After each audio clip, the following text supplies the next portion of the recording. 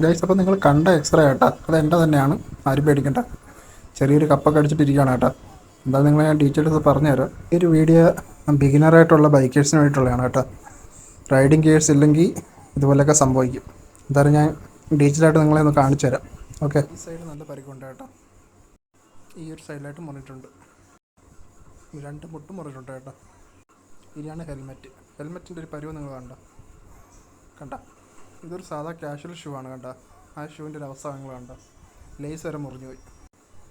ഈ ഒരു സൈഡ് ഉറഞ്ഞിട്ടാണ് എൻ്റെ ആ കാലിൻ്റെ ഭാഗം മുറിയിട്ടുള്ളത് കേട്ടോ.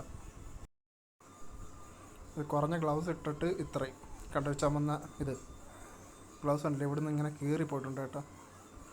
കണ്ടില്ലേ, ഈ ഒരു സൈഡ് വന്ന് ഇടിച്ചാണ് ഞാൻ വീണത് കേട്ടോ. ജാക്കറ്റിൻ്റെ ഇട സൈഡാണ് കേട്ടോ ഇത്. ഇട സൈഡ് നെഞ്ചുഭാഗമാണ് ഇത്രയും സ്ക്രാച്ച് വരിയിട്ടുണ്ട്.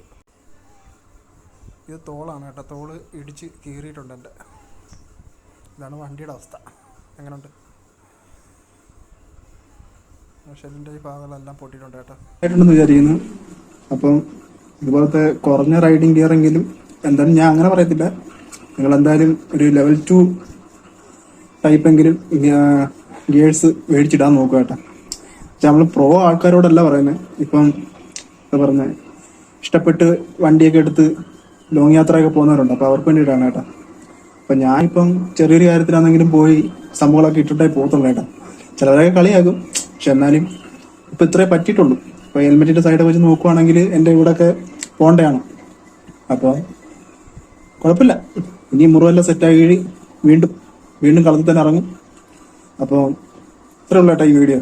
ചിലർക്കൊക്കെ ഉപകാരപ്പെട്ട് കാണും. പിന്നെ അത്യാവശ്യം നല്ലൊരു ഹെൽമെറ്റ് തന്നെ നിങ്ങൾ മേടിക്കാൻ നോക്കണം കേട്ടോ. എന്നുവെച്ചാൽ ISA എന്ന് പറയുന്ന സാധനമൊക്കെ വെറുതെയാണ് കേട്ടോ. അതൊക്കെ ഒരുപാട് കോപ്പി ഇറങ്ങുന്നുണ്ട്. അപ്പൊ നമ്മളൊരു എങ്ങനെ പോയാലും ഒരു 3 രൂപ ബഡ്ജറ്റിലോ അതിന് മേലോട്ടുള്ള ഹെൽമെറ്റ് നിങ്ങൾ നോക്കാം. അതായത് ഡോട്ട് സർട്ടിഫിക്കറ്റ് ഒക്കെ ആയിട്ടുള്ള ബ്രാൻഡഡ് ഹെൽമെറ്റുകളൊക്കെ ഉണ്ട്. മാക്സിമം നിങ്ങൾ അതെങ്കിലും ഉപയോഗിക്കാൻ നോക്കാം. ബാക്കിയൊക്കെ പിന്നായാലും നിങ്ങൾ മേടിച്ചാൽ കുഴപ്പമില്ല. പക്ഷെ ഫുൾ ഗിയർ ഇട്ട് ഓടിച്ചു കഴിഞ്ഞാൽ ഇതുപോലുള്ള സ്ക്രാച്ചുകൾ നമുക്ക് ഒഴിവാക്കാം.